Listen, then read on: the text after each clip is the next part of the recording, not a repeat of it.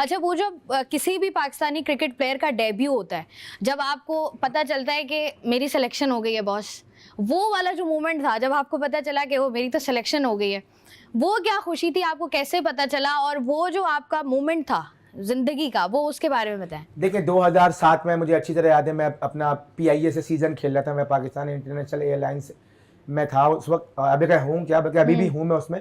तो 2007 की बात है, तो हमारा ये प्रेसिडेंट ट्रॉफी चल रही थी और मैं PIA की नुमाइंदगी कर रहा था। तो उस वक्त पाकिस्तान टीम जो है वो इंडिया में मौजूद थी और हमारी वनडे सीरीज चल रही थी। तो ये 2006 के बाद 2007 की बात कर रहा हूँ। तो मैं, हमारा मैच था KRL पे, तो हम लोग उस वक्त रावलपिंडी में कमेटी चौक पर ठहरे हुए थे। उस वक्त चीफ सेलेक्टर थे सलाउद्दीन सल्लू साहब, उनका फ़ोन आया। उस वक्त हमारे PIA के मैनेजर थे शेख मोहम्मद साहब, जो कि हमारे हेड कोच भी थे उस साथ। तो उस वक्त मेरे पास जो है वो फ़ोन नहीं था।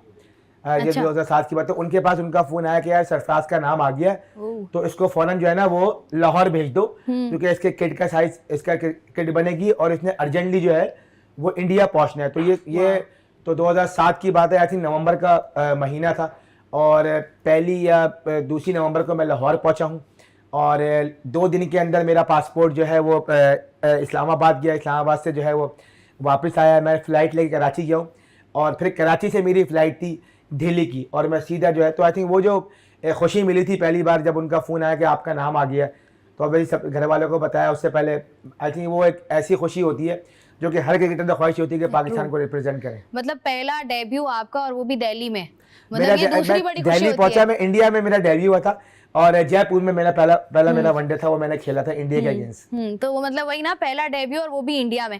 अच्छा, अब जिस तरीके से आपने बात की ना कि पहले आसान था, मुश्किल हो गया, फिर माशाल्लाह से जिस तरीके से आप, नहीं, मैं कह रहा हूँ अब आसान है, सॉरी, पहले बहुत मुश्किल था, हाँ। क्योंकि अब आप देखें सोशल मीडिया इतना आ गया है।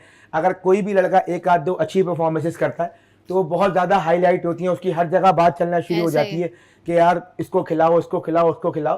तो अब ये कि चीजें बहुत ज्यादा हाईलाइट होती हैं। पहले के जमाने में ये होता था कि सिर्फ आपको प्रिंट मीडिया अखबार में लिखा जाता था। मुझे अच्छी तरह याद है, हम लोग अपनी कटिंग जो है वो इकट्ठी करते थे। तो अब ये कि सोशल मीडिया बहुत ज्यादा हो गया है, इलेक्ट्रॉनिक मीडिया बहुत ज्यादा हो गया है, तो जो भी लड़का परफॉर्मेंसेस करता है वो फौरन हाईलाइट होती है। ऐसे ही। अच्छा, जैसे आपने बात की ना कि पहले प्रिंट मीडिया का दौर था, जब 2017 की चैंपियंस ट्रॉफी आपने जीती, और आपने बताया कि जब आप घर पहुंचे, क्योंकि अब चूंकि हर इंसान के पास मोबाइल फ़ोन है, डिफरेंट वीडियोस बन जाती हैं, और अभी भी जब हम कोई भी ऐसी सीरीज़ देखते हैं या कोई भी ऐसी मैच विनिंग परफॉर्मेंस देखते हैं, जब भी हम किसी भी सोशल मीडिया प्लेटफॉर्म पर चले जाएं, पीछे कोई ऐसा गाना लगा दिया जाता है, तो आज भी गूज़बम्प्स आते हैं कि यार वाह यार, हमने ये भी किया था। तो आप वो मिस नहीं करते कि अच्छा यार 2017 में भी अगर होता मोबाइल फ़ोन तो आज मेरे पास भी बहुत सारी वीडियोस होती? नहीं, देखिए उस वक्त भी मोबाइल आ गया था बिल्कुल, और वो सारी क्लिप्स वगैरह जो है वो आज भी जब भी आती हैं, 18 जून आता है या 20 जून आता है, क्योंकि 18 जून को हम वो मैच फाइनल जीते थे, और 20 जून को हम सब जो है वो पाकिस्तान वापस आए थे। तो आज भी जब वो वीडियोस आती हैं तो बहुत ज़्यादा गूज़बम्प होता है, और एक प्राउड सा फील होता है। अल्लाह ताला का शुक्र अदा करते हैं कि अल्लाह ताला ने हमारी ज़िंदगी में वो मोमेंट दिए जिसका हमने अपनी ज़िंदगी में कभी नहीं सोचा था। और हर क्रिकेटर की ये ख्वाहिश होती है कि अपने क्रिकेटिंग करियर में ऐसी अचीवमेंट हो जो कि आपको हमेशा ज़िंदगी भर याद रखी जाए। तो आई थिंक हम सब अल्लाह ताला का जितना भी शुक्र अदा करते हैं उस टीम पे जितने भी लड़के हैं, कि अल्लाह ताला ने हमसे वो काम करवाया, आई थिंक जिसकी हर लड़का ख्वाहिश करता है कि पाकिस्तान के लिए हमने चैंपियंस ट्रॉफी खेली और उसको जीता पाकिस्तान के लिए पहली बार। तो अल्लाह ताला का जितना भी शुक्र अदा किया जाए, कामयाब जब भी मोमेंट आते हैं तो बहुत ज़्यादा खुशी होती है और बहुत होता है। वाकई ऐसा होता है। जैसे मैंने देखा कि जब अगर हम 2017 की चैंपियंस ट्रॉफी की बात कर लें, जितने भी प्लेयर्स उस वक्त टीम में शामिल थे, जिनमें बाबर हो गए, शादाब हो गए, जुनैद खान हो गए, आमिर हो गए, बहुत सारे ऐसे प्लेयर्स थे जिनका या तो कमबैक था या वो नए नए आए थे। आज जब उनको आप देखते हैं, मतलब बाबर आजम को हम देखते हैं कि माशाल्लाह अल्लाह पाक ने उनको बहुत इज्जत दी, उसके बाद शादाब खान देखते हैं, हम हसन अली को देखते हैं परफॉर्म करते हुए। तो अब आप बताएं कैसा लगता है कि जब ये नए नए आए थे तब में और अब में फ़र्क आया है? देखिए बहुत पहले तो मुझे बहुत ज़्यादा खुशी होती है, और मैं अल्लाह ताला का शुक्र अदा करता हूँ कि ये वो लड़के हैं जो आज माशाल्लाह पाकिस्तान के सुपरस्टार हैं और पाकिस्तान के लिए बड़ी बड़ी परफॉर्मेंसेस दी हैं, और पाकिस्तान टीम की बैकबोन है। आपने जिन जिनका नाम लिया, फ़खर जमान हो गए, बाबर आजम हो गए, हसन अली हो गए, शादाब खान हो गए, फ़हीम अशरफ हो गए, शाहिनशाह अफरीदी उसके बाद है, और ये जो आपने नाम लिया आमिर अपना कमबैक करा था 5-6 साल के बाद, जुनैद खान का भी टीम के अंदर कमबैक था। तो ये सारे वो प्लेयर थे तो जो कि उस वक्त नए थे और कुछ लड़के कमबैक करे थे। तो बहुत ज़्यादा खुशी होती है इन सबको देख के, और जिस तरीके से इन्होंने अपने आप को बेहतर से बेहतर किया, हर साल इंप्रूवमेंट से इंप्रूवमेंट किया, और आज माशाल्लाह पाकिस्तान की बैकबोन है। तो मैं अपने आप को लकी समझता हूँ एज अ कैप्टन कि ये वो सारे वो प्लेयर हैं जो पाकिस्तान के नाम रोशन कर रहे हैं दुनिया में, और ये मेरे अंडर खेल चुके हैं। तो मुझे बहुत ज़्यादा खुशी होती है और मेरे दिल से दुआ निकलती है कि ये लोग पाकिस्तान के लिए और अच्छा खेलें और अपना अपने मुल्क का नाम रोशन करें। अच्छा, जैसे अभी आप बात करें ना सरफराज साहब, हमने ये देखा है कि अब जैसे हम बात करें चैंपियंस ट्रॉफी, एक बहुत बड़ा इवेंट होता है, उसमें नए लड़के खेल रहे हैं, एक मैच हो रहा है, एक लड़का इन हो रहा है, दूसरा आउट हो रहा है, फिर नया एक लड़का शामिल हो रहा है, फिर किसी का डेब्यू हो रहा है। जब हम 2017 की चैंपियंस ट्रॉफी की बात करें, अब हम देखते हैं कि अब जब भी कोई ऐसा इवेंट या बड़ी सीरीज आती है तो हम नए लड़कों को खिलाते हुए ज़रा सोचते हैं कि होता है कि नहीं ये नया लड़का है, पता नहीं परफॉर्म करेगा या नहीं करेगा, पुराने लड़कों के साथ चले जाते हैं। तो आपको डर खौफ नहीं हुआ कि यार ये नया लड़का, मैं कैप्टन हूँ, मेरी जिम्मेदारी है, नहीं खेला तो मेरा क्या होगा? देखिए, अगर आप उस टीम की बात करती हैं तो वो जब हमारी 2017 जब मैं पहली बार कैप्टन बना और मिक्की आर्थर क्योंकि पहले हमारे कोच थे, तो हमारा जो पहला असाइनमेंट था ना वही बहुत तगड़ा था। वो इसी वजह से तगड़ा था कि हमारी वेस्ट इंडीज से सीरीज थी, वेस्ट इंडीज के अंदर, और वो क्वालिफिकेशन थी हमारी 2019 के वर्ल्ड कप की, क्योंकि हम 9वें नंबर पे थे और वेस्ट इंडीज 8वें नंबर पे था। तो उस सीरीज में डिसाइडेड था कि यार ये सीरीज जीतेगा तो पाकिस्तान वर्ल्ड कप 2019 के लिए क्वालिफाई करेगा, अगर नहीं करेगा तो फिर हमको क्वालिफाइंग राउंड खेलने पड़ेंगे जाके जिम्बाब्वे में। तो आई थिंक वही पहली सीरीज थी। और अगर आप उस सीरीज में भी देखें तो उसमें भी काफ़ी यंग लड़के खेले, जैसे शादाब खान का डेब्यू हुआ उस सीरीज के अंदर, और उसमें फ़खर जमान भी जो है उस सीरीज उसके अंदर मौजूद थे, रोमान रईस वहाँ पर मौजूद थे। तो वो यंग लड़के थे। तो हमारी जो और सबसे अच्छी जो चीज़ थी तो मेरी और जो मिक्की आर्थर की अंडरस्टैंडिंग थी ना वो बहुत अच्छी थी। तो देखो मैंने जितने अरसे कप्तानी करी, आई थिंक उनका जो रोल था ना वो बहुत इंपॉर्टेंट था, क्योंकि मैंने जितने अरसे क्रिकेट खेली मुझे ऐसा लगता है, ये मेरी अपनी गट फीलिंग है, और भी पाकिस्तान के बहुत अच्छे अच्छे कोचेज आए होंगे, लेकिन मिक्की आर्थर उस एरा में जो उन्होंने कोचिंग की, जिनका मेरे साथ टाइम अच्छा गुजरा, आई थिंक वो बहुत अच्छे कोच रहे, उनकी मेरे साथ अंडरस्टैंडिंग बहुत अच्छी थी। और हम जो भी डिसीजन लेते थे यंग लड़के खिलाए, क्योंकि कुछ ऐसे लड़के थे जो हमारे सीनियर लड़के थे, प्रोमिनेंट लड़के थे, जिनको बाहर बिठाना बहुत मुश्किल डिसीजन था, लेकिन हमने एक पेज पर आकर वो डिसीजन लिया और वो डिसीजन जो है पे ऑफ हुए, और वो लड़के आज पाकिस्तान की बैकबोन है। तो आई थिंक अंडरस्टैंडिंग आपकी बहुत अच्छी होनी चाहिए, और अगर आप किसी भी प्लेयर को निकाल रहे हैं या खिला रहे हैं तो आपकी सोच जो है ना वो अच्छी होनी चाहिए कि आप उसको किस सोच की वजह से हटा रहे हैं और किस सोच की वजह से खिला रहे हैं। तो हमारी जो भी सोच थी, थिंकिंग थी, वो पाकिस्तान की बेटरमेंट के लिए थी, और जो भी लड़का खेला उस वक्त, फखर जमान खेले, जिस तरीके से उन्होंने अपना इम्पैक्ट डाला चैंपियन ट्रॉफी के पहले मैच में, आज वो पाकिस्तान के सबसे इम्पैक्टफुल प्लेयर हैं। बिल्कुल ऐसा ही है। अच्छा, जैसे सरफराज आपने बात की ना कि कोचेज आपके पूरे करियर में मिक्की आर्थर का एक बहुत अहम किरदार रहा है।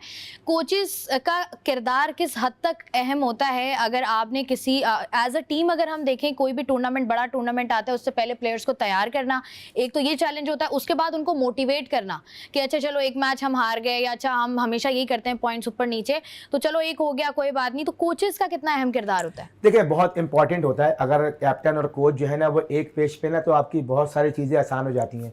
जैसे मैंने पहले बताया कि वो जो टाइम था उस वक्त हमारे पास यंग टीम थी। जब हम 2017 की चैंपियंस ट्रॉफी जीते तो उस वक्त हमारी सिलेक्शन कमेटी थी, इंजमाम उल हक साहब जो हैं वो चीफ सिलेक्टर थे, तौसीफ अहमद साहब थे, उसके अलावा अपना वसीम हैदर साहब थे और वजातुल्ला वास्ती थे।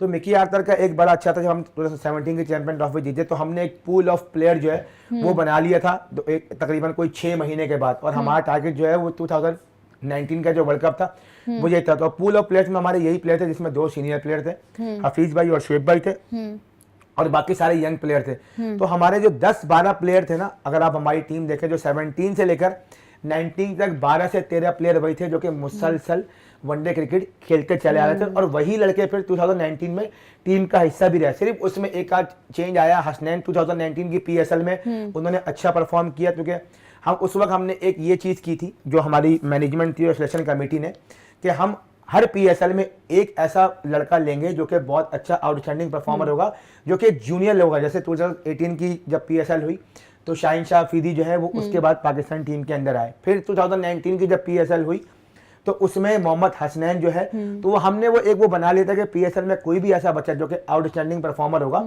उसको हम टीम के साथ इसमें शामिल करेंगे। तो अगर 2019 की 17 से लेकर जनवरी तक अगर आप देखें तो वहाब रियाज और एक मोहम्मद हसनैन एक ऐसे प्लेयर थे जो कि थोड़ा टीम से आउट थे, लेकिन वो सर्किल का हिस्सा थे। तो कोच का रोल जो है वो बहुत इंपॉर्टेंट होता है, और कोच जो है ना एक फादर फिगर का रोल अदा करता है। आई थिंक मिक्की आर्थर का जो रोल था एज अ कोच, वो लड़कों के साथ बहुत अच्छा था। जो भी हमारी मैनेजमेंट थी इस वक्त, उन्होंने लड़कों को बहुत ज़्यादा बैक किया, बहुत ज़्यादा सपोर्ट किया, जिसकी वजह से आज ये लड़के जो है वो पाकिस्तान टीम के लिए खेल रहे हैं। और मुझे बहुत वो कॉन्फिडेंस देते थे, वो ये कहते थे कि आप ग्राउंड के अंदर की चीज़ें देखो, ग्राउंड की बाहर की चीज़ें मैं संभाल लूँगा, मैं जो देख भी लूंगा। मीडिया की चीज़ें हैं, सिलेक्शन की चीज़ें हैं, हमें क्या चीज़ें चाहिए, तो आई थिंक बहुत इंपॉर्टेंट होता है एज अ कोच और कैप्टन का जो अंडरस्टैंडिंग है ना, वो बहुत इंपॉर्टेंट होती है। अच्छा, जैसे आपने बात की ना कि जब ये 2017 के चैंपियंस ट्रॉफी की हम लोग बात करें तो उसमें जैसे आपने बताया कि हफीज़ भी थे, शोएब मलिक भी थे। अच्छा, ये अगर हम देखें एक सीनियर प्लेयर्स के साथ खेलना, मतलब आप जब नए-नए टीम में आते हो तो उसके बाद आप इनके अंडर खेल रहे होते हो। फिर अचानक से अल्लाह पाक आपको इज़्ज़त देता है, आप कैप्टन बन जाते हो। फिर इन्हीं के साथ मतलब आप इनको कुछ भी कह लें, आप हो तो एक कैप्टन ना, आपके ऊपर एक ज़िम्मेदारी आयद होती है, तो उनको इंस्ट्रक्शंस देना या उनको अपनी बात मनवाना कितना मुश्किल होता था? मतलब आप जा रहे हो तो शोएब भाई से कैसे बात करते थे आपके, प्लीज़ शोएब भाई मान जाएँ? नहीं, नहीं, नहीं, देखिए ऐसा नहीं है, ऐसे कहने की नौबत नहीं आती। देखिए जो भी सीनियर प्लेयर्स थे बहुत अच्छे रहे, और देखिए रिस्पेक्ट का एक एलिमेंट होता है जो कि हमेशा रहता है। ऑब्वियसली ये क्रिकेट का एक सर्किल है, आप कभी किसी के अंडर खेलते हैं, कभी वो आपके अंडर खेलते हैं, तो जो भी था हमारा एक रिस्पेक्ट का एक एलिमेंट था।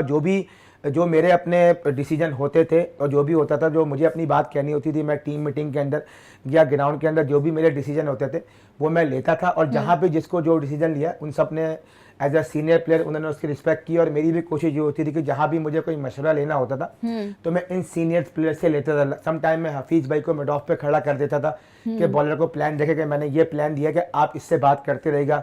शोएब भाई से मैं बात करता था, शोएब भाई जो ज़्यादातर वो लॉन्ग अपना बाउंड्री लाइन में फील्डिंग करते थे, तो वो जो हमारा मशवरा था, जो भी डिसीजन थे वो बहुत अच्छे होते थे, और हमारा बड़ा अच्छा टाइम गुजरा। 2-3 साल जितनी मैंने पाकिस्तान के लिए कैप्टनशिप की है, तो हमारा अल्लाह का शुक्र है बहुत अच्छा टाइम गुजरा, चाहे वो सीनियर प्लेयर हो चाहे वो जूनियर प्लेयर हो। अच्छा, जब आपने क्रिकेट खेली और सारी जर्नी रही उस वक्त से लेकर अब तक टिल डेट, हम अगर देखें कौन से ऐसे प्लेयर्स हैं जिनसे आपकी दोस्ती बहुत अच्छी है अभी तक?